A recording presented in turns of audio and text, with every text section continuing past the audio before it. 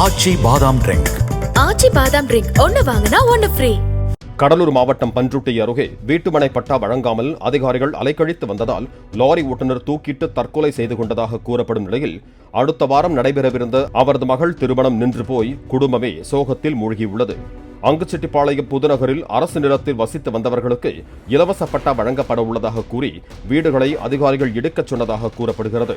அதனை நம்பி அங்கு சுமார் 40 ஆண்டுகளாக வசித்து வந்த அண்ணாமலை உஷா தம்பதி வீட்டை இடித்துவிட்டு அருகில் சிறு குடிசை அமைத்து தங்கியுள்ளனர். கடந்த வாரம் 60 பேருக்கு மட்டுமே வீட்டுமனை பட்டாக்கள் வழங்கப்பட்டதாக கூறப்படுகிறது. ஒரு வாரத்தில் தனது மகளின் திருமணம் நடைபெறவிருந்த நிலையில் வீடு இல்லாமல் அண்ணாமலை மன உளைச்சலில் இருந்து வந்ததாக கூறப்படுகிறது. சின்ன பொண்ணுக்கு கல்யாணம் வச்சுக்கிறோம். நாங்கள் இன்னும் 3 மாதம் தான் கல்யாணம் இருக்கு.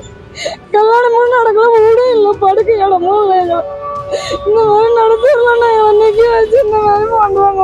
இல்லைண்ணா, ஒரு கல்யாணமும் நின்று போச்சு, ஒரு உயிரும் போயிடுச்சு. இந்த மாதிரி எல்லாமே பண்றாங்க. ஆச்சி பாதாம் ட்ரிங்க். ஆச்சி பாதாம் ட்ரிங்க் ஒன்னு வாங்கினா ஒன்னு ஃப்ரீ.